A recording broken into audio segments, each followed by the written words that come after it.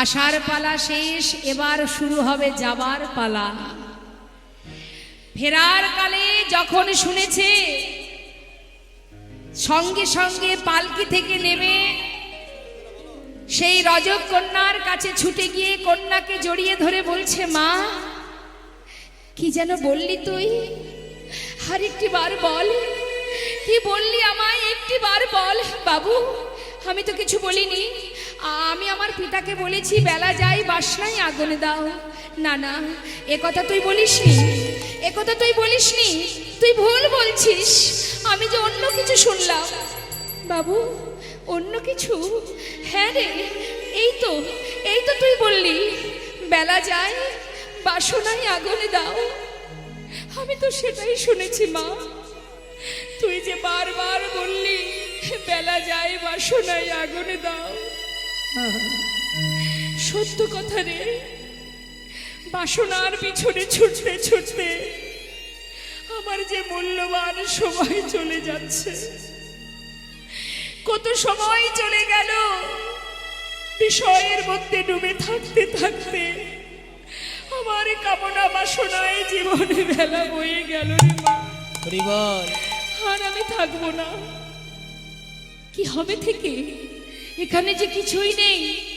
আমি চলে যাব, আমি চলে যাব। সমস্ত কামনা বাসনায় আগুনে দিয়ে আমি জনমের মতো চলে যেতে চাই, আপন জনার কাছে ফিরে যেতে চাই।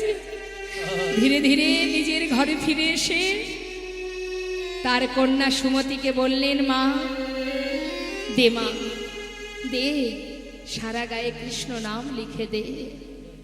বাবা কি হয়েছে তোমার? আমি জানি না, তবে মা এই বিষয় সম্পদ সবই থাকবে, তোরা থাক, এবার আমাকে বিদায় দে, আমি চলে যাই। আমাকে যে এবার ফিরতে হবে, নিজের ঘরে ফিরতে হবে মা, কিছুই আর চাই না আমি। ও মা, যারা প্রকৃত ভগবানকে ভালোবাসে তারা কিন্তু ইহজগতের সংসারের মধ্যে আবদ্ধ নেই। যেমন সরগোস্বামী, একবার চিন্তা করুন, জয়রূপ সনাতন ভট্ট রঘুনাথ, শ্রীজীব গোপাল ভট্ট দাস রঘুনাথ, নামাচার্য শিলা ঠাকুর হরিদাস, যারা সর্বস্ব পরিত্যাগ করে নামকে সম্বল করে কৃষ্ণ চরণে গিয়ে সকলেই আশ্রয় নিয়েছে, গোবিন্দ কৃপা লাভ করেছে। জয় নিতাই।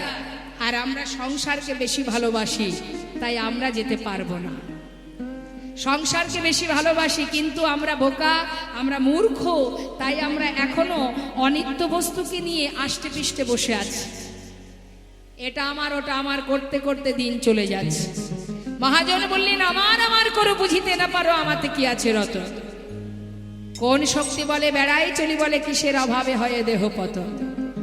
দেহের মাঝে আছে প্রাণেরই সঞ্চার, তাহাতেই বলি আমার আমার। প্রাণ গেলে হবে সবাকার, সব নেশারি সকল। আজ যে সম্পদের মালিক তুমি, আজ যে রাজা কাল সে ভিখারি, কি তাই তো? আপনি কি জানেন আজ যে অহংকারে আমি বসে আছি, অহংকার শুধু অর্থে হয় না, বিভিন্ন কারণে অহংকার হয়। অনেকে দেখবেন রূপেরও অহংকার আছে, আছে না? রূপের অহংকার, টাকার অহংকার, বিভিন্ন রকমের অহংকার হয়।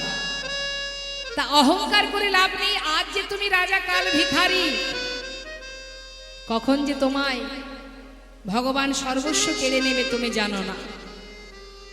তার একটা ছোট্ট প্রমাণ আপনাদের বলি মা, শুনুন। এগুলো শুধু শুনলে হবে না, এগুলো হৃদয় মাঝে অন্তর মাঝে বসাতে হবে। প্রত্যেকটা কথা হৃদয়ঙ্গম করতে হবে, না হলে কোনোদিন এই অন্ধকার থেকে আলোর পথ আমরা খুঁজে পাব না। কথাগুলো কি বলছে শুনুন। যিনি মস্ত বড় রাজা, যার নাম, যিনি অযোধ্যার রাজা, এই অযোধ্যার রাজা যিনি হরিশ্চন্দ্র, তিনি মস্ত বড় রাজা হয়ে একদিন সর্বহারা হয়েছিলেন মা। কিভাবে? এই হরিশ্চন্দ্র তিনি প্রতিদিন বনে যেতেন মৃগয়া করতে। এদিকে কি হচ্ছে দেখুন, বিশ্বামিত্র মুনি একটা ফুলের বাগান তৈরি করেছে, আর সেই বাগানে খুব সুন্দর ফুল ফুটে আছে এবং ওই রাস্তা দিয়ে যে যায় সে ওই একটা করে ফুল তুলে নেয়। তাই বিশ্বামিত্র মুনি দেখছে যে বাগান থেকে সব ফুল তুলে নিচ্ছে, তাহলে এক কাজ করি, প্রত্যেকটা ফুলে আমি মন্ত্রপুত করে রাখবো, যে ফুলে হাত দেবে সেই ফুলে বাধা পড়ে যায়। এবার বিশ্বামিত্র মুনি কি করেছে, প্রত্যেকটা ফুলে মন্ত্রপুত করে রেখেছে যাতে কেউ হাত দিতে না পারে, আর হাত দিলেই কিন্তু সে ফুলের মধ্যে বাধা পড়বে। ঠিক তার পরের দিন কি হলো মা, ওই রাস্তা দিয়ে যে যাচ্ছে যেই না ফুলে হাত দিচ্ছে ফুলের মধ্যে বাধা পড়ছে। এদিকে অযোধ্যার সম্রাট রাজা হরিশ্চন্দ্র তিনি যাচ্ছেন বনমাঝে মৃগয়া করতে। যাবার কালে ফুলের মধ্যে অনেক রমণীকে বাধা থাকতে দেখে তিনি নিজের ক্ষমতা দিয়ে তিনি তাদেরকে উদ্ধার করেছিলেন। এই যে উদ্ধার করেছিলেন, বিশ্বামিত্র মুনির অনুমতি ছাড়া তিনি এই কর্ম করেছিলেন বলে বিশ্বামিত্র মুনি তিনি রাজদ্বারে এসে রাজাকে বলেছিলেন যে শোনো হরিশ্চন্দ্র, তুমি আমার অনুমতি ছাড়া যে কর্ম করেছো এর জন্য তোমাকে সাজা পেতে হবে। তা সাজাটা কি দিয়েছিলেন মা? বললেন যে রাজ্যের রাজা তুমি, যে অহংকারে বশীভূত হয়েছো তুমি, তুমি আমার কাছ থেকে অনুমতি না নিয়ে কর্ম করেছো, তাই তোমার সাজা এটাই, তোমার এই রাজ্য আমাকে দান করে দাও। হরি বল।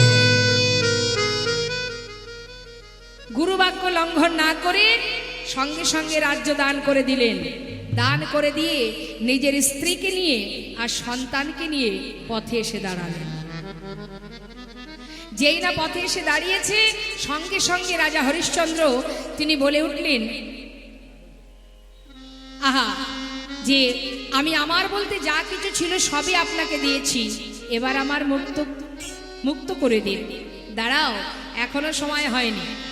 বিশ্বামিত্র মুনি বললেন, দান করেছো কিন্তু এখনো তো দক্ষিণা দাওনি, দক্ষিণা দাও। যেই বলেছে দক্ষিণা দাও, আর কি আছে তার? কি দেবে সে? তার তো আর কিছুই নেই। অবশেষে নিজের স্ত্রীকে আর সন্তানকে নিয়ে দাঁড়ে দাঁড়ে চিৎকার করে সন্তানকে বিক্রি করার জন্য, স্ত্রীকে বিক্রি করার জন্য দাঁড়ে দাঁড়ে চিৎকার করে ডাকতে লাগলেন, কে আছো? দাসী আছে, দাসী নেবে গো, দাসী আছে, দাসী নেবে গো।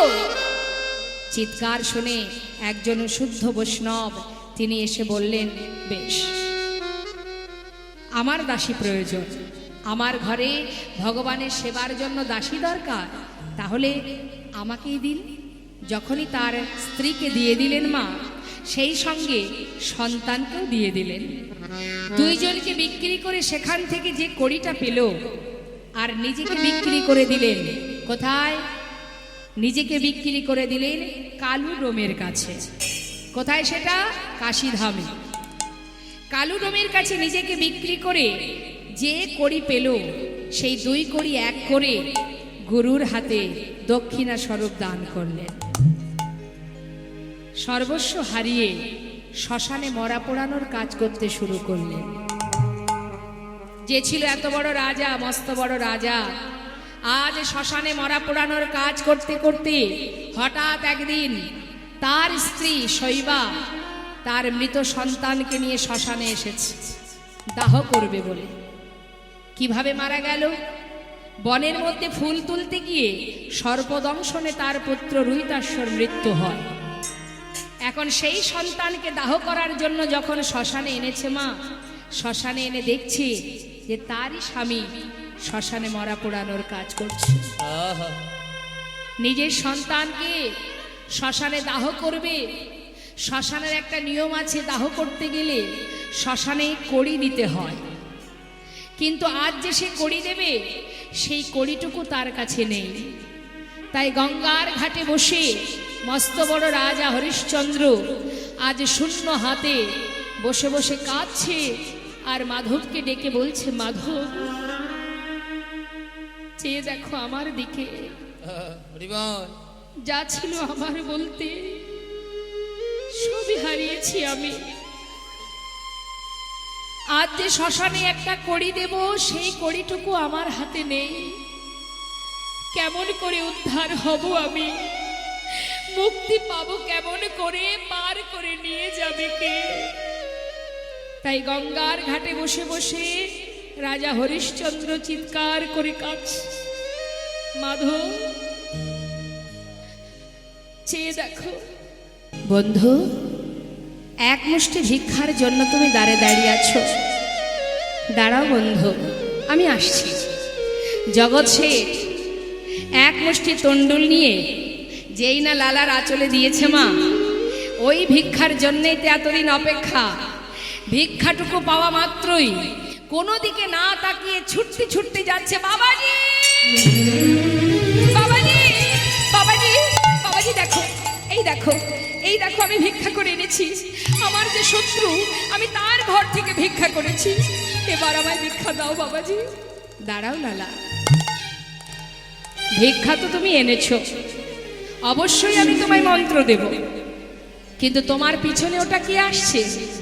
আমার পিছনে? বন্ধু, তুমি তুমি কেন আমার পিছনে আসছো? জগৎ শেঠ বলে উঠলেন, বন্ধু, আমার দ্বারে দাঁড়িয়ে তুমি যখন বললে তোমার জীবন বেলা বয়ে যায়, পার ঘাটার মাঝে পারে দাঁড়িয়ে আছে, আমি ভাবেছি তোমার যদি জীবন বেলা বয়ে যায়, আমারও তো জীবন বেলা বয়ে যায়। তাই তোমাকে এক মুষ্টি তন্ডুল দেবার পর আমি আমার জমিদারিতে আর ফিরে যেতে পারলাম না।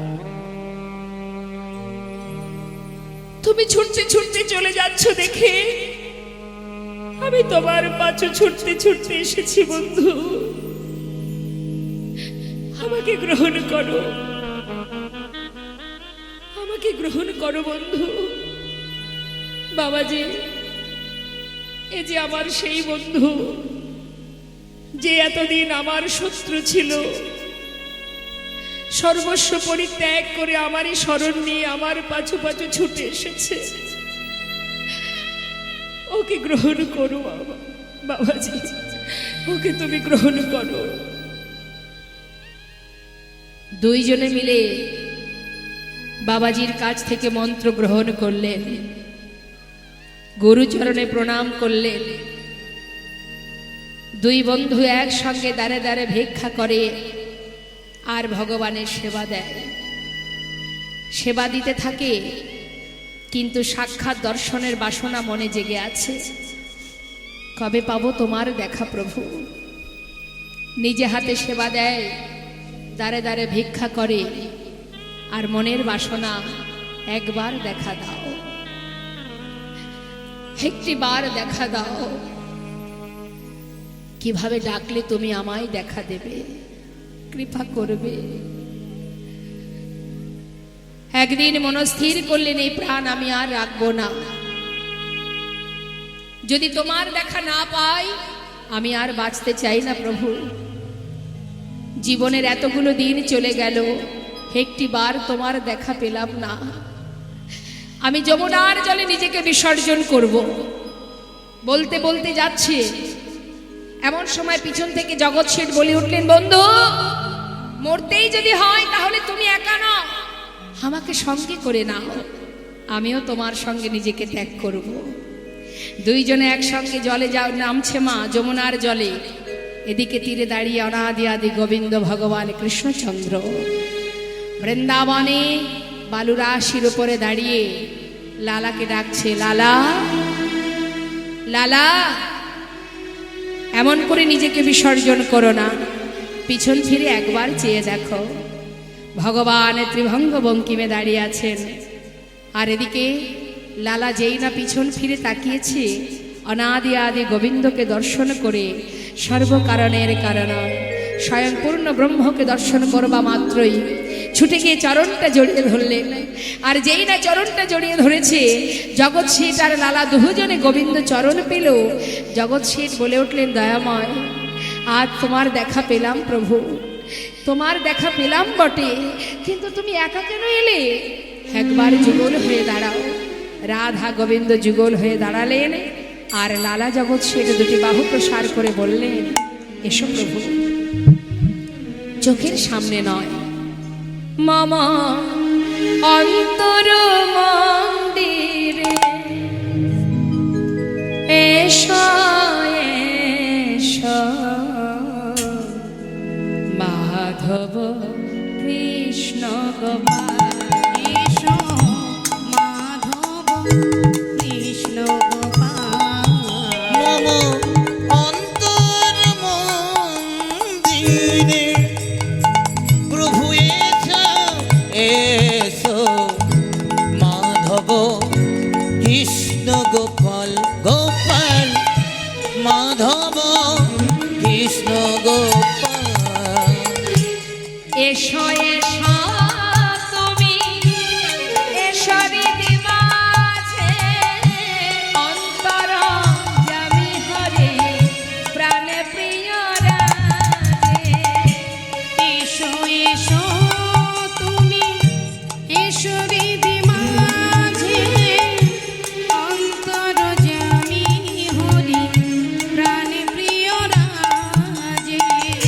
অধরে বাসিয়া মধুর হাসিয়া, অধরে বাসিয়া মধুর হাসিয়া, এসো এসো কৃষ্ণ গোপাল, এসো মাধব কৃষ্ণ গোপাল। মম অন্তর মন্দিরে এসো এসো, মাধব কৃষ্ণ গোপাল গোপাল, মাধব কৃষ্ণ গোপাল, এসো মাধব কৃষ্ণ গোপাল। ঘোর কলি জীব আমরা, আমাদের ভগবান করুণাময় গৌর সুন্দর কলিহত জীবের জন্য হাতে ধরে পায়ে ধরে নাম দিয়েছেন, হে জীব, নাম ছাড়া কলি জীবের নাহি আর ধর্ম, সর্বধর্ম সার নামেই শাস্ত্র মর্ম। যে যে পথে যাও না কেন, যাকে আশ্রয় করো না কেন, যে পথ অবলম্বন করো না কেন, নাম ছাড়া কলিজীবীর গতি নাই, গতি নাই, গতি নাই। হরের নাম হরের নাম হরের নাময়েব কেবলম কালো নাস্তেব নাস্তেব গতির অন্যথা।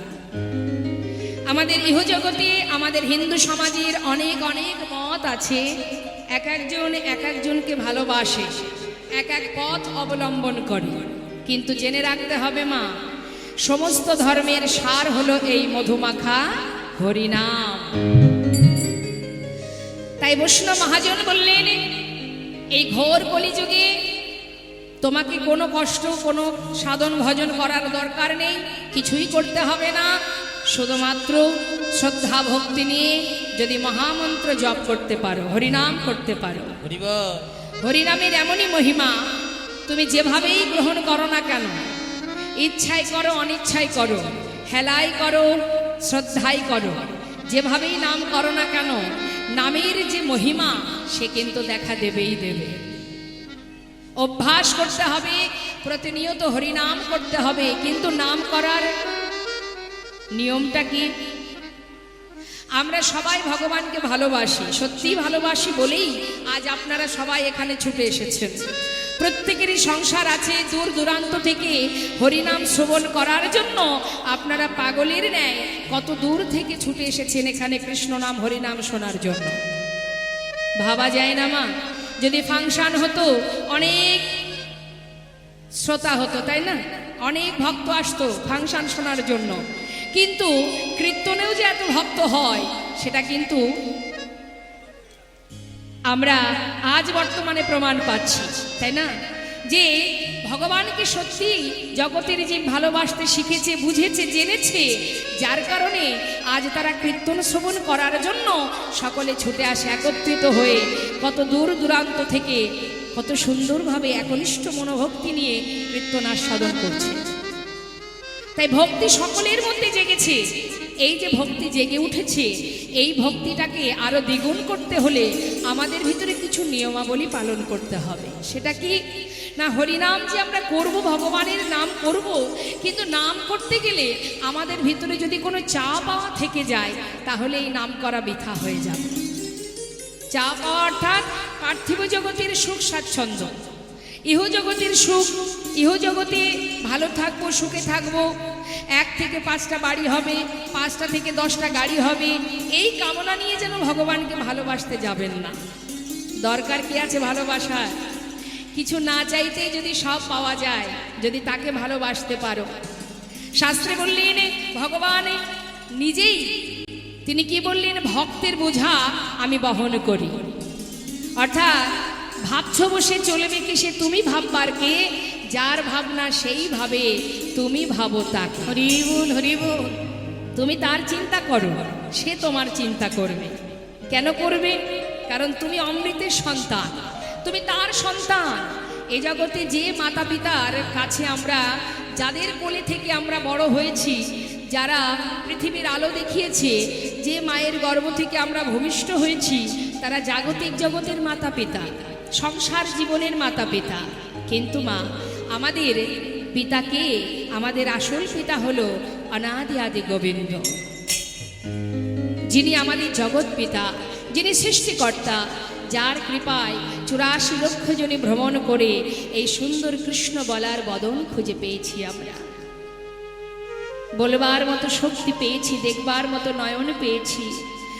জলযান অবলক্ষানি স্থাবরা বিংশতি, কৃমিয়া রুদ্র সংখ্যাক পক্ষিণং 10 লক্ষকম, 30 লক্ষানি পশু মানুষ্চ 24 লক্ষানি মানবা। কত কুলে জন্ম পেয়েছি, পক্ষী কুলে, কীট কুলে, পশু কুলে, তারপর ঘুরে ফিরে এই মানব দেহটা আমরা লাভ করেছি। কৃষ্ণ বলার বদনে পেয়েছি, হরি বলার বদনে পেয়েছি। মহাজন বললেন, হে জীব, হেলায় সময় নষ্ট করো না, সময় গেলে আর পাওয়া যাবে না। কত সাধনা করে তবেই 100 বছর পরমায়ু আমাদের, তাও কিন্তু আমরা 100 বছর বাঁচবো কিনা জানি না।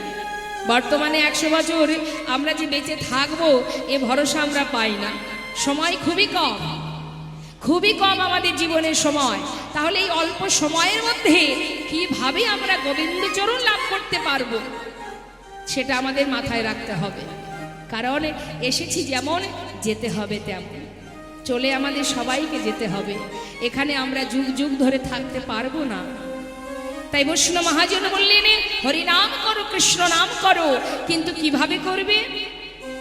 বললেন, গৌরাঙ্গ বলিতে হবে পুলক শরীর। পুলক শরীর মানে আনন্দ, মনের ভিতরে আনন্দ রেখে হরিনাম করো। যেন দুঃখ কষ্ট নিয়ে হরিনাম করো না।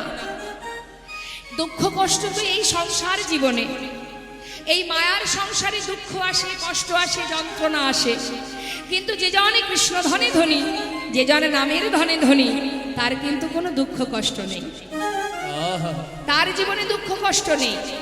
তাই লক্ষ্য করে দেখবেন, যারা সংসার করেনি, অর্থাৎ যারা সংসারের মধ্যে আবদ্ধ নেই, তাদের কিন্তু কোনো কষ্ট নেই মা। যেমন মঠ মন্দিরে যে, বিভিন্ন মঠ মন্দিরে গিয়ে দেখবেন ছোট ছোট ছেলে মেয়েরা, তারা সর্বস্ব পরিত্যাগ করে ভগবানের সেবায় নিজেকে নিয়োজিত করেছে। এই যে ছোট ছোট শিশুরা যারা সব ছেড়ে কৃষ্ণ সেবায় রত হয়েছে, এদের ভিতরে কিন্তু মায়া বলে কিছু নেই। এরা কৃষ্ণ সুখে সুখী, কৃষ্ণ দুঃখে দুঃখী। এদের ভিতরে কোনো দুঃখ নেই, কষ্ট নেই। হে গোবিন্দ, তুমি যেভাবে চালনা করবে আমি সেইভাবেই চলব। তাই বৈষ্ণব মহাজন বললেন যে ভগবানের নাম যদি করতে হয়, তাহলে মনের ভিতরে দুঃখ রেখো না, কষ্ট রেখো না, পুলক আনন্দ সহকারে তার নাম কর। আর কি করতে হবে? বদনে হরি নাম করতে হবে, আর নয়নে দুফুটা বাড়ি বরিশন গোবিন্দ চরণে দিতে হবে। কেন? যেন আমার সমস্ত ভুল ত্রুটি দূরীভূত করে যেন তোমার চরণে আমি ঠাঁই পাই। হরিবল, হরিবল। এই কামনা নিয়ে তাই আসুন আমরা সবাই মিলে একবার এখানে বসে আছি, পরম বৈষ্ণবী মা মহামায়ার চরণ আশ্রয় করে আমরা প্রাণ ভরে একবার সবাই মিলে কলিজীবের শ্রেষ্ঠ ধন মধুমাকা হরিনাম সকলে গাইব। দেখুন মা, কেমন কৃষ্ণ ভক্তি হৃদয়। মনে মনে ভাবছে, আহা পিতা, যার এত ধন ঐশ্বর্য, এই জাগতিক জগতের বিষয়ের মধ্যে তুমি ডুবে আছো পিতা। এত ধন ঐশ্বর্যের মালিক তুমি, মস্ত বড় জমিদার তুমি। একজন কন্যাদায়গ্রস্ত বাবা জিগনা দ্বারে এসে হাত বাড়িয়েছে সাহায্যের জন্য, আজ তুমি তাকে বঞ্চিত করবে? 1000 টাকা দেবার জন্য আজ তুমি যখন আমাকে এত বড় কথা বললে, এমন কৃপণ তুমি, এমন নিষ্ঠুর মন তোমার, এমন পিতার সন্তান আমি, এটা ভাবলে আমার বড় কষ্ট হয়। বেশ শোনো দাঁড়ি, পিতাকে গিয়ে বলে এসো, যতদিন আমি রোজগার না করতে শিখব ততদিন আমার পিতার এই সম্পদের এক কোণাও আমি কাউকে দান করব না। সেই দিনই ছোট্ট ছেলে ওই মুর্শিদাবাদ পরিত্যাগ করে বর্ধমানে এসে একটা ফেরেশতা দ্বারে 20 টাকা বেতনে তার রোজগার শুরু হয়ে গেল। মাত্র 20 টাকা বেতন। এদিকে কি হলো, মনে মনে স্থির করলেন যে পিতার মন এমন ছোট, যার এমন ছোট মনের পরিচয়, আমি সেই পিতার মুখ দর্শন করব না। মনে মনে স্থির করে আর কোনোদিন পিতার কাছে ফিরে এলেন না। এদিকে প্রাণকৃষ্ণ সিংহ সন্তানের শোকে একটু একটু করে বিভিন্নভাবে রোগাক্রান্ত হতে হতে তিনি শয্যাশায়ী হয়ে গেলেন। সন্তানকে দেখতে না পেয়ে সমস্ত প্রজাবর্গকে বললেন, জানা একবার আমার সন্তানকে ফিরিয়ে নিয়ে আয়, মৃত্যুর আগে যেন তার বদনটা দেখতে পাই। একটা কথার জন্য চিরতরে ছেলে আমার ছেড়ে চলে গেছে, জানা একবার ফিরিয়ে নিয়ে আয়। কিন্তু কেউ ফেরাতে পারল না মা।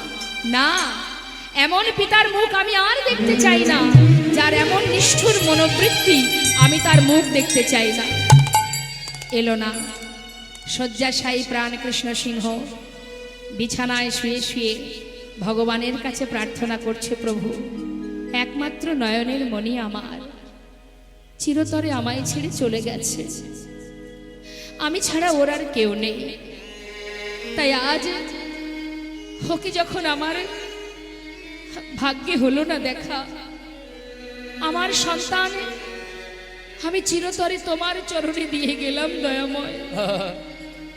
তোমার কাছে নিবেদন করলাম, ওর যে আর কেউ নেই, তুমি দেখো প্রভু, তুমি ওকে দেখো, রক্ষা করো হে তুমি হে ভগবান, হে জগতে সব কিছু তোমারই তো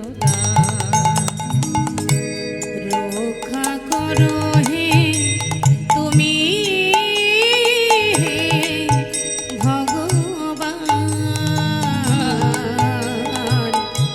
এই জগতে সবই কিছু তোমারই তো দান।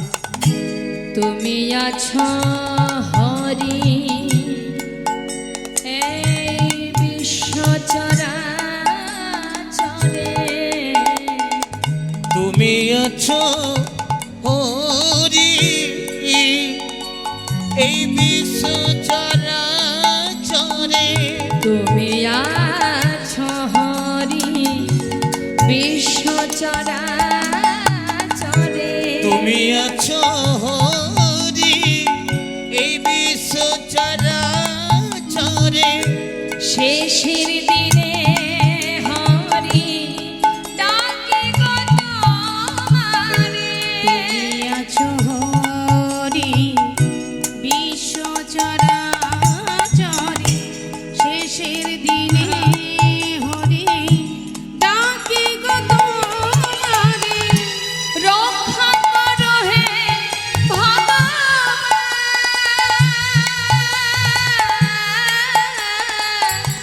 রক্ষা করো হে ভগবান,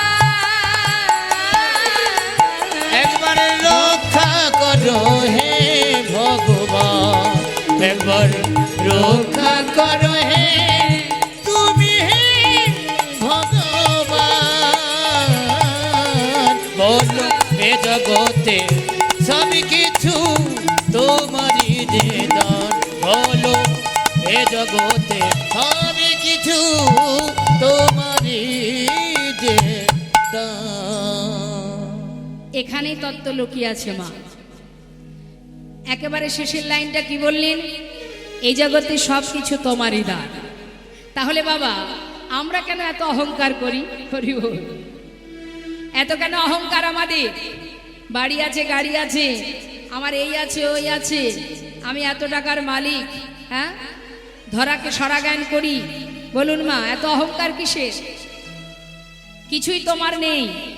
যে বাড়িতে বাস করছো তুমি, এই যে বাসা, যে ঘরে তুমি বাস করছো, এটাও তোমার নয়। দুদিনের জন্য ভাড়া বাড়িতে বাস করা। ভাড়া বাড়ি মানে জানেন তো, মালিক যখন চাইবে তখনই আপনাকে ঘর থেকে বের করে দেবে। অর্থাৎ কোন মালিক? কোন মালিক বের করে দেবে? শুনুন তাহলে, এই পার্থিব জগতে যে ভাড়া বাড়ি, কথাগুলো মন দিতে হবে। কীর্তন অত্যন্ত গুরুত্বপূর্ণ এবং খুবই ভারী। হ্যাঁ, এর ভিতরে ডুব না দিলে আপনি কিছু বুঝতে পারবেন না। যে ইহজগতে যদি কোনো ব্যক্তি ভাড়া বাড়িতে থাকে, মালিক যখন বলে সে কিন্তু চলে যায়, কিন্তু তার একটা নির্দিষ্ট সময়সীমা থাকে যে আমি অমুক তারিখে 2 মাস পরে অমুক দিন আপনার ঘর ছেড়ে দেব, তাই তো মা? কিন্তু একটা চুক্তি থাকে যে আমি অমুক দিন আপনার ঘর ছাড়ব। কিন্তু আপনি যে বাড়িতে বাস করছেন, অর্থাৎ এই যে দেহটা, এটা হচ্ছে ভগবানের দেওয়া ঘর, যার মধ্যে আপনি বিরাজ করছেন। আপনি মানে কে? আমি মানে আমি, অর্থাৎ আত্মা, যেটা এর মধ্যে আছে, যার জোরে কথা বলতে পারছি, যার জোরে আমি আপনাদের সামনে দাঁড়িয়ে আছি। তাহলে ভগবানের দেয়া যে দেহ ঘর, এর মধ্যে আমি বিরাজ করছি। ভগবান যখনই চাইবে এই দেহ থেকে আমাকে বের করে নিয়ে চলে যাবে, তাই তো? অর্থাৎ ভগবানের দেওয়া বাড়ি, অর্থাৎ তিনি এই দেহের মালিক, আমি নই। এই দেহের মালিক গোবিন্দ। তিনি যখনই চাইবে ঘাড় ধাক্কা দিয়ে এই দেহ থেকে আমাকে বের করে নেবে। সেটা দিনেও নিতে পারে, রাতেও নিতে পারে। তাহলে অহংকার করছো কেন? কিসের অহংকার? এ জগতে কেউ কারো নয়, কেউ কারো নয়। তোমার বলতে জগতে একটা জিনিসই আছে, সেটা কি? একমাত্র ভগবানের চরণ পাদ পদ্ম, গোবিন্দ ছাড়া আর কেহ নয়। তাই তো মহাজন বললেন পদাবলিতে, শুনুন কি বলছে, কি বলছে দেখুন।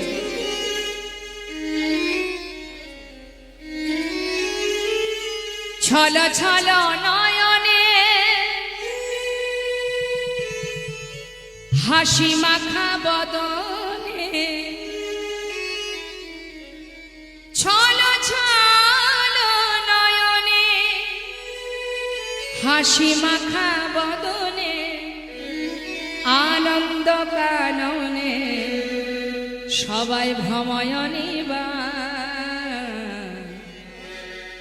একবার হরি বলো, হরি বলো মনে রে আমার, হরি বল, হরি বল মনে রে আমার। একবার হরি বলো, হরি বলো মনে রে আমার। নিতাই গৌর হরি বল।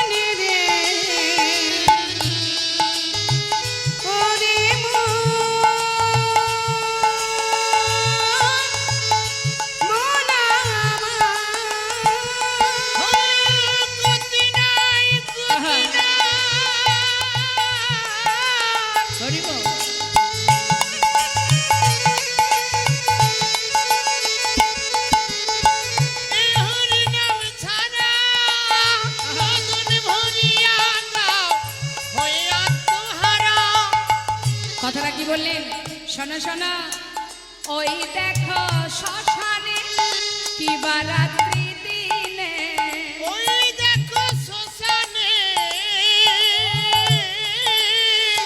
কি বারাত দিনে কি হচ্ছে পুড়িতেছে কত মানুষ আর কি পড়ছে কত অহংকার হরি বল মনে রে আমার আমার হরি বল মনে রে আমার হরি বল হরি বল হরি বল হরি রে আমার হরি বল মন রে আমার। একটা কথা আছে দেখবেন সকলের মুখে মুখে বলে যার হয় তার নয় হয় যার হয় না তার 90তেও হয় না কথাটা বলে না মা তার একটা প্রমাণ আপনাদের বলি শুনুন একটা 8 বছরের ছোট্ট বালক সকালবেলা স্নান করে দাদার সঙ্গে তিলক ধারণ করে হাতে জপের মালা নিয়ে মালা জপ করতে করতে রাস্তা দিয়ে হেঁটে যাচ্ছে আর রাস্তার ধারে একজন ব্যক্তি যার 60 বছর পার হয়ে গেছে চাকরি জীবন শেষ হয়ে গেছে এখন বারান্দাতে বসে বসে তিনি সেই বয়স্ক বৃদ্ধা বাবা তিনি বসে বসে তাস খেলছেন ওই বৃদ্ধ বাবা যখন তাস খেলছেন হঠাৎ ওই মালা জপ করতে করতে ছোট্ট বালকটিকে পথে যেতে দেখে চিৎকার করে বলছে হ্যাঁ রে আয় বালক আয় খোকা এই বয়সে এইটুকু বয়সে তুই এত তাড়াতাড়ি এই পথে নেমে গেলি আহা তখন সেই 8 বছরের ছেলেটা উত্তর দিচ্ছে দাদু আমার না হয় বয়স কম আপনার তো অনেক বয়স হয়ে গেছে আপনি এখন সকালে কৃষ্ণ নাম না করে বসে বসে তাস খেলছেন দাদু আমার বাবা মা বলেছেন এই জগতে কেউ কারো নয় তোর ঘর এটা নয় তোর আসল ঠিকানা এটা নয় নাম কর হরিনাম কর কৃষ্ণ নাম কর সাধুগুরু বৈষ্ণবের সেবা কর তবেই তুই আসল ঠিকানায় পৌঁছাতে পারবি তাই সকাল সকাল পথে নেমেছি কেন জানো যাতে সঠিক সময়ে আমি নিজের ঘরে পৌঁছাতে পারিনি তাই গৌর হরি বল হরি বল হরি বল মহাজন বললেন শিশুকালে কৃষ্ণ ভজে কৃষ্ণ পাওয়ার আসে যৌবনকালে কৃষ্ণ ভজে আসে কিনা আসে বৃদ্ধকালে কৃষ্ণ ভজে জমের তর আসে বাবা জীবনের গোনাদিন কখন ফুরিয়ে যাবে কেউ জানে না এই আছি একটু পরে নাও থাকতে পারি তাই সময় থাকতে আপন জনকে চিনতে শেখো বুঝতে শেখো সময় গেলে আর পাওয়া যাবে না তুলবি যদি ছানা মাখন সকাল সকালে তোলে শিশুকালে কৃষ্ণ ভজন বৃদ্ধতে ভজনেতে বাধায় গণ্ডগোল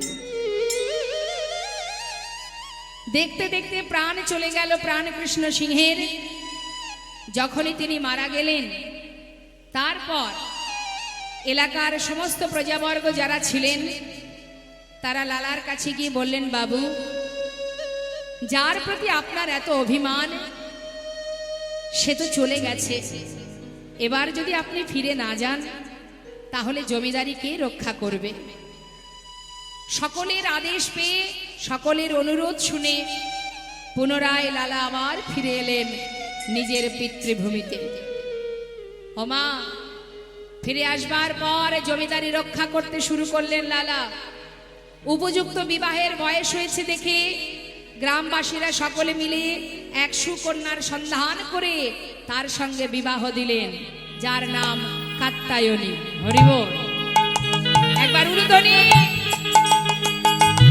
উলুধ্বনি উলুধ্বনি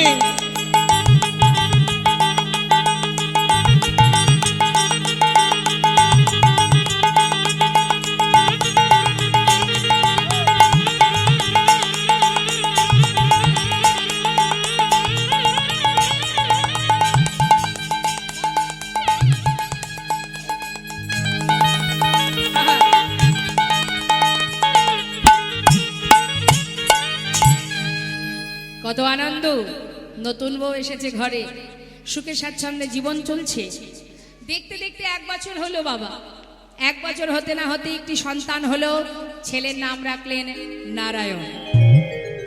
এবং লালার একটি পালিতা কন্যা ছিল, যার নাম ছিল সুমতি। তাহলে পরিবারে কতজন হলো মা? 4 জন, তাই তো? সুখে স্বাচ্ছন্দ্যে জীবন কাটছে। এবার দেখুন কি হলো, একটু একটু করে লালার ভিতরে কিভাবে কৃষ্ণ ভক্তি জাগরিত হচ্ছে দেখুন। একদিন তিনি বারান্দায় বসে আছেন, হঠাৎ এক ভিখারি এসে দাঁড়িয়েছে। চিৎকার করে বললেন, ভিক্ষাং দেহি। সেই ভিখারিকে লক্ষ্য করে তাড়াতাড়ি করে লালা নিচে নেমে এসে সেই ভিখারির সামনে দাঁড়িয়ে জিজ্ঞাসা করলেন, এই ভিখারি, ভিখারি তুমি ভিক্ষা করো? হ্যাঁ। কেন কেন ভিক্ষা করো তুমি? বাবু, আমি কেন ভিক্ষা করি শুনবে? তাহলে শোনো। বাবু গো, বাবু গো,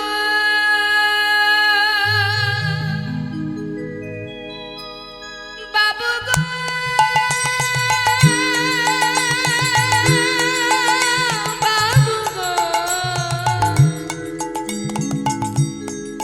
বাবু গো, বাবু গো,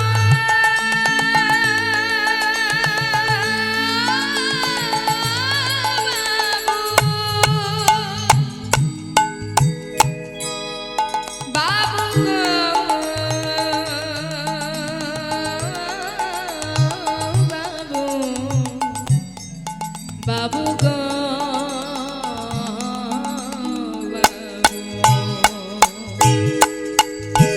আমি হলাম দিন ভিখারি। ও গো বাবু, আমি হলাম দিন ভিখারি। ও বাবু, আমি হলাম দিন ভিখারি। ও গো বাবু, আমি হলাম দিন ভিখারি।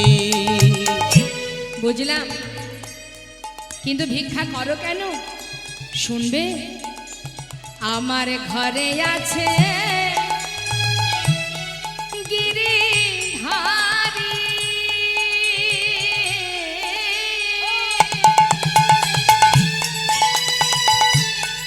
বাবু গো, বাবু, বাবু গো,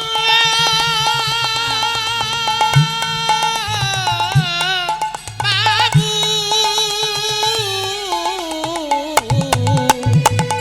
ঘরে আছি গিরিধারী,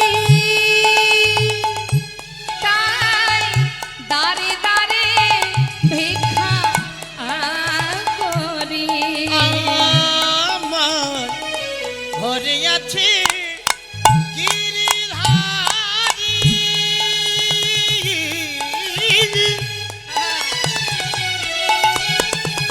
তাই তো আমি দাঁড়ে দাঁড়ে ভিক্ষা করি। ও বাবু, আমি ভিক্ষা করি কি করি জানো?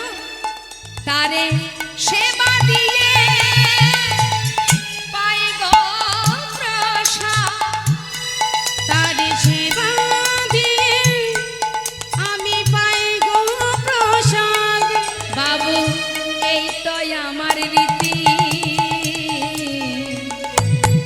আমি হলাম দিন ভিখারি। হরিবল হরিবল নাই ও গো বাবু, আমি হলাম দিন ভিখারি। ও গো বাবু, আমি হলাম দিন ভিখারি। ও গো বাবু, আমি হলাম দিন ভিখারি। মায়েরা একটু মন দেবেন। মুর্শিদাবাদ জেলার যিনি ছিলেন মস্ত বড় জমিদার, যার নাম লালা, এই লালা যখন জন্মগ্রহণ করে, তার বাবা জমিদারি করতেন এবং তার বাবার বাবা যিনি অর্থাৎ লালার ঠাকুর দাদা যিনি ছিলেন গঙ্গা গোবিন্দ সিংহ। পরিবারটা ছিল সিংহ পরিবার, আপনারা নিজেরা গিয়েও দেখে আসতে পারেন। তো সেই সিংহ পরিবারে গঙ্গা গোবিন্দ সিংহের একমাত্র সন্তান। এই গঙ্গা গোবিন্দ সিংহের একটি ভাইও আছে যার নাম রাধা গোবিন্দ সিংহ। এই রাধা গোবিন্দ সিংহ যার কোনো সন্তান ছিল না, শুধুমাত্র গঙ্গা গোবিন্দ সিংহের একটি পুত্র সন্তান ছিল যার নাম ছিল প্রাণকৃষ্ণ সিংহ। এই প্রাণকৃষ্ণ সিংহের একমাত্র পুত্র যার নাম কৃষ্ণচন্দ্র সিংহ, যাকে ঠাকুর দাদা ভালোবেসে নাম দিয়েছিলেন লালা। তা মা, এই লালা যখন তার 12 বছর বয়স, একটু মন দেবেন কথার মধ্যে, 12 বছরের শিশু কিন্তু আমাদের ঘরে ঘরে আছে। একটা 12 বছরের শিশুর মধ্যে কতটা ভক্তি তৈরি হয়েছে একবার অনুভব করুন। এটারই আমাদের অভাব। আমরা কীর্তন শুনলে কি হবে, প্রত্যেকটা জায়গায় যাচ্ছি, কীর্তন শ্রবণ করছি, কিন্তু হৃদয় মাঝে ভক্তি তৈরি হচ্ছে না। আর ভক্তি যদি তৈরি না হয় তাহলে মনুষ্যকুলে জন্ম পাওয়াই বৃথা হয়ে যাবে, কোনো লাভ নেই।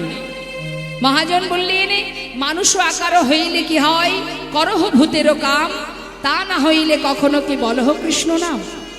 অর্থাৎ তুমি মানুষের আকার, দেখতে তোমার মানুষের মতো, কিন্তু কর্ম করছো তুমি ভূতের কর্ম। অর্থাৎ আসল কাজ তুমি ভুলে গেছো, নিজের কাজ ভুলে গেছো। সংসার জীবনে যে কর্ম তুমি করছো, এই কর্ম ইহ জগতে এই মায়ার সংসারের কর্ম, এই কর্ম তোমার সঙ্গে যাবে না। এই কর্ম সংসারেই পড়ে থাকবে, এই পৃথিবীতে মর্তধামে মায়ার সংসারে পড়ে থাকবে, খালি হাতে তোমায় ফিরতে হবে। তাহলে এমন কিছু কর্ম করো যে কর্ম করার জন্য তুমি এই ধরায় এসেছিলে, যে কর্ম করবে বলে তুমি এখানে এসেছিলে। तुम कहां से आए हो और जाओगे कहां, इतना दिल विचार लो बस हो गया भजन। তুমি জানো তোমার আসল পরিচয়টা কি, তুমি কোথা থেকে এসেছো তুমি জানো, যাবে কোথায় জানো, জানো না। যে পরিচয়টা নিয়ে তুমি ঘুরে বেড়াচ্ছ, যে ঠিকানা নিয়ে তুমি ঘুরছো, যে নামটা নিয়ে তুমি ঘুরে বেড়াচ্ছ, এটা কিন্তু তোমার নয়, কারোর কাছ থেকে তুমি ধার করে নিয়ে চলছো। আমাদের সকলের আলাদা আলাদা নাম আছে, তাই তো বাবা? কথাগুলো মন দেবেন মা, প্রত্যেকের আলাদা আলাদা নাম আছে, আলাদা আলাদা ঠিকানা আছে। আপনি যখন জন্মগ্রহণ করেছিলেন আপনি জানতেন আপনার ঠিকানা কোথায়? আপনি কি জানতেন আপনার নামটা কি? কিছুই জানতাম না আমরা। কেউ না কেউ আমাদের নাম দিয়েছে, ঠিকানা দিয়েছে, তাই আমরা চলছি। অর্থাৎ আমার বলতে কিছুই নেই, অন্যের কাছ থেকে ধার করে তবেই আমরা জীবন যাপন করছি। অর্থাৎ যেমন পেয়েছি তেমন আবার রেখে চলে যেতে হবে। এই ঠিকানা, এই নাম সবই ফেলে, এই দেহ সব ফেলে চলে যেতে হবে।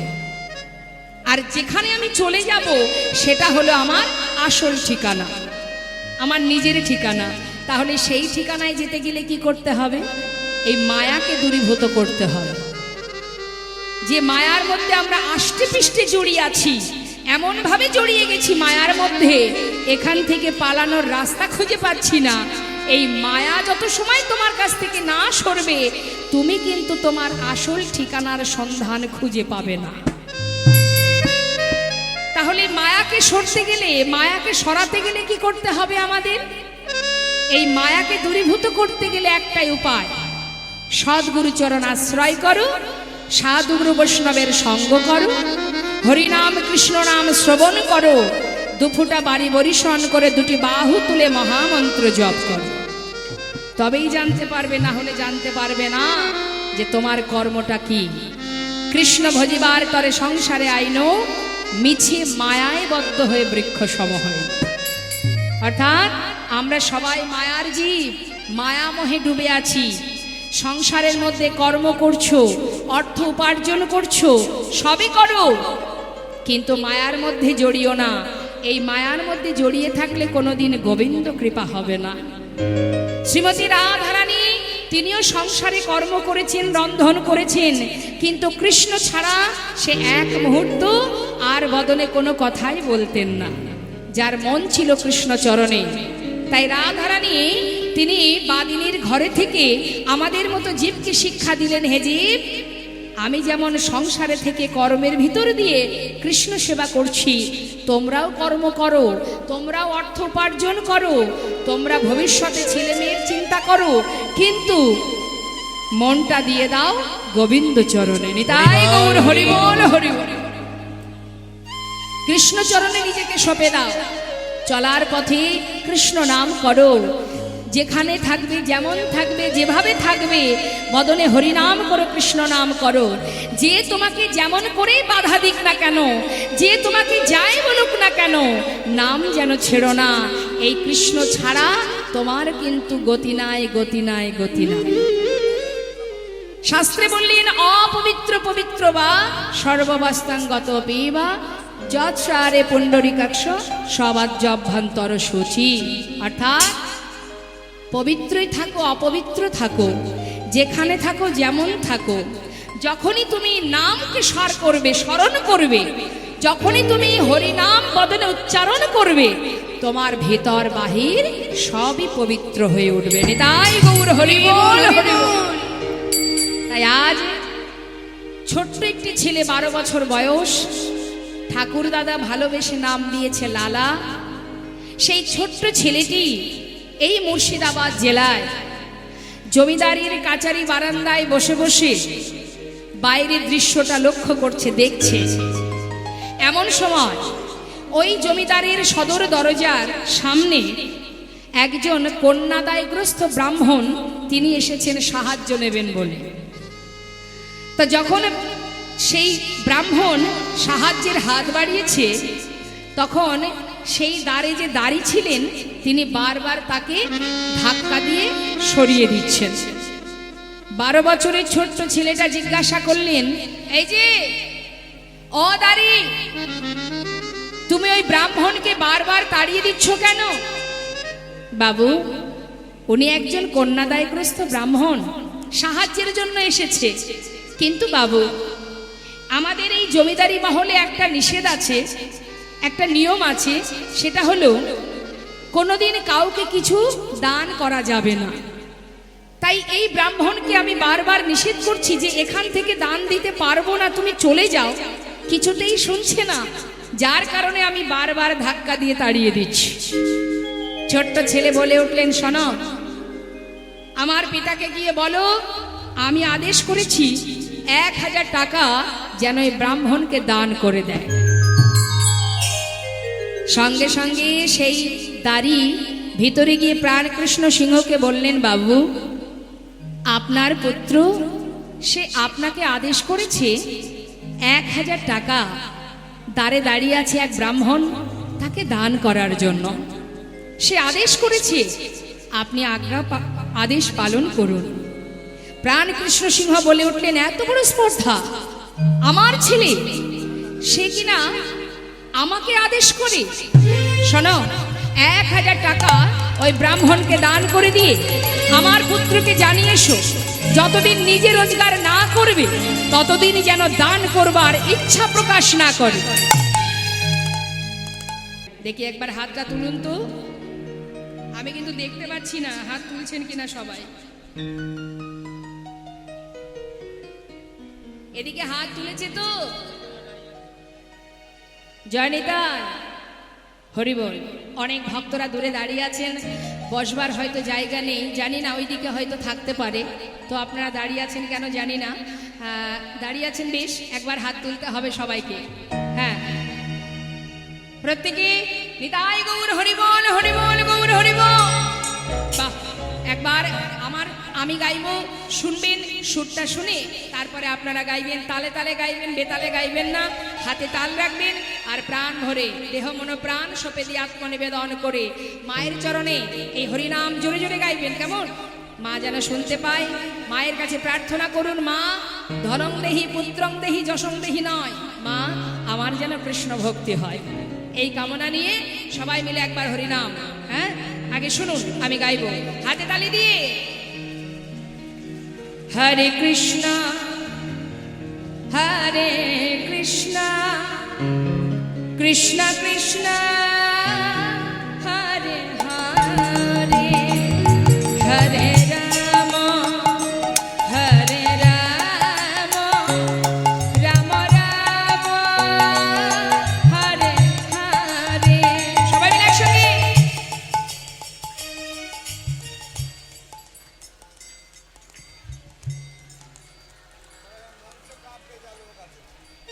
কি হচ্ছে এটা? আস্তে, যদি ইচ্ছা না থাকে গাইতে হবে না, কিন্তু আমি বলবো, অনুরোধ করব সকলে চরণ ধরে মহামন্ত্র নাম করবার সময় যেন মনের ভিতরে জড়তা অলসতা রাখবেন না, কারণ এই নাম ছাড়া আমাদের জীবনে আর কিছু নেই মা। যখন আমরা শেষের দিনে বাঁশের দোলনায় সব দেহটা যাবে না, পিছনে কিন্তু একটা জিনিসই যাবে, সেটা হলো হরিনাম, আর কেউ যাবে না। হ্যাঁ, তো আপনারা এখানে যত ভক্ত আছেন সবাই যদি আপনারা উচ্চস্বরে যদি হরিনাম করেন, আমার মনে হয় গোলক ধামে আমার গোবিন্দ তার সিংহাসন টলে যাবে। একবার প্রাণ ভরে আত্মনিবেদন করে উচ্চস্বরে সবাই গাইবেন, এটা আপনাদের কাছে আমার বিনীতভাবে নিবেদন।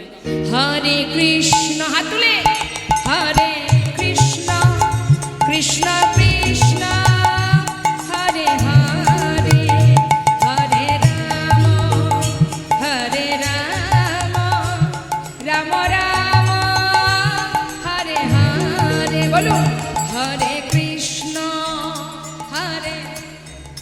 বাহ, পিছন দিকে ভক্তগণ খুব সুন্দর।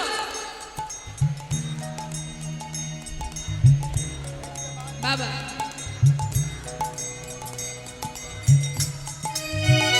হরে কৃষ্ণ হরে কৃষ্ণ, কৃষ্ণ কৃষ্ণ হরে হরে, হরে রাম হরে রাম, রাম রাম হরে হরে, হরে কৃষ্ণ। বাবা,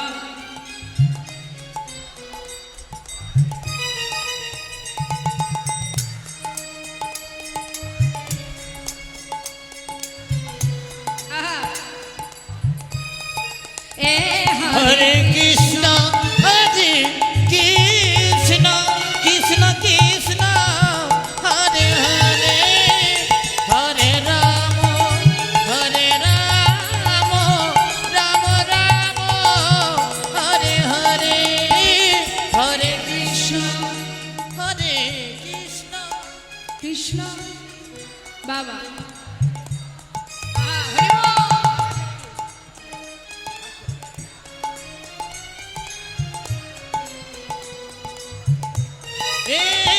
হরে কৃষ্ণ হরে কৃষ্ণ, কৃষ্ণ কৃষ্ণ হরে হরে, হরে রাম হরে রাম, রাম রাম হরে হরে, হরে কৃষ্ণ হরে কৃষ্ণ, কৃষ্ণ কৃষ্ণ হরে হরে, হরে রাম হরে রাম, রাম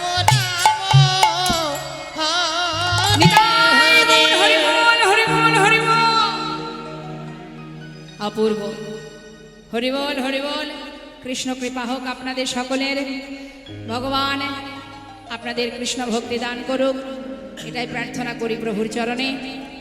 আজ বৈষ্ণব মহাজন বললেন, হরিনাম যদি কেউ করতে পারে, যেভাবেই করুক না কেন, ইচ্ছায় বা অনিচ্ছায়, হেলায় বা শ্রদ্ধায়, যে বা না লয়, ক্রমে ক্রমে কৃষ্ণ ভক্তির হয় উপচয়।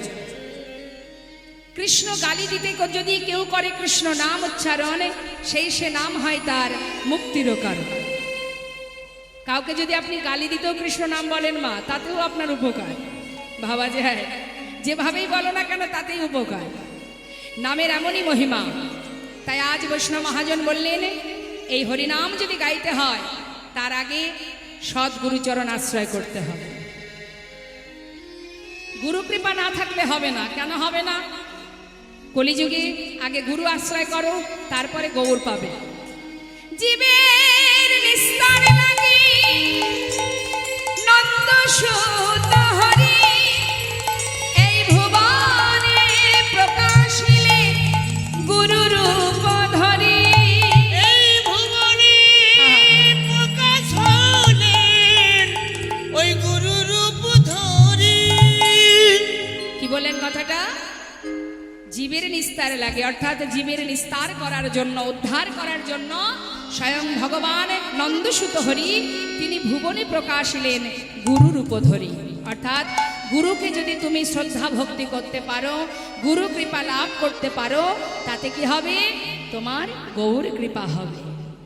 মহাজন বললেন, ব্রহ্মাণ্ড ভ্রমিতে ভ্রমিতে যদি কোনো ভাগ্যবান জীব গুরু কৃষ্ণের প্রসাদে পায় ভক্তিলতা বীজ।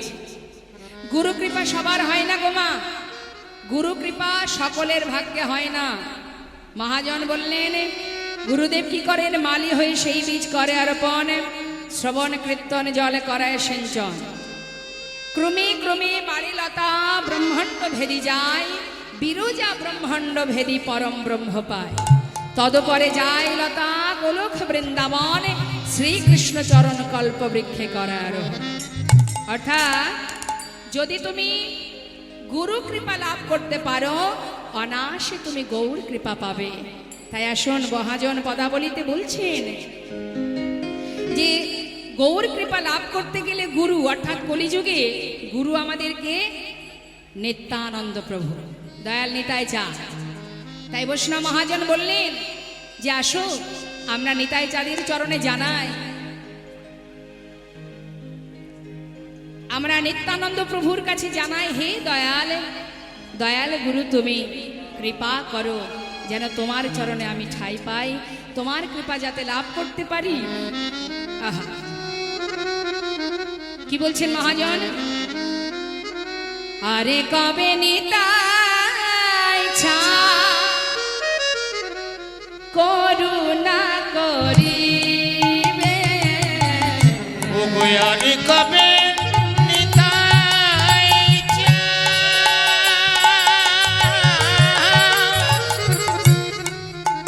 আমায় করুণা করিবে। আরে কবে নিতাই করুণা করিবে, আরে কবে নিতাই করুণা করিবে। সংসার বাসনায় আমার কবে তুচ্ছ হবে, সংসার বাসনায় আমার কবে তুচ্ছ হবে, বিষয় ছাড়িয়া কবে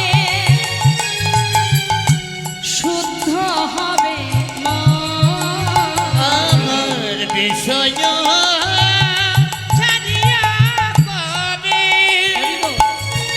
শুদ্ধ হবে কবে হাত যাব ওই মধুর বৃন্দাবন, কবে আমি যাব মধুর বৃন্দাবন, সেদিন আমার কবে বা হবে, সেদিন আমার কবে বা হবে। এই বিষয় ছেড়ে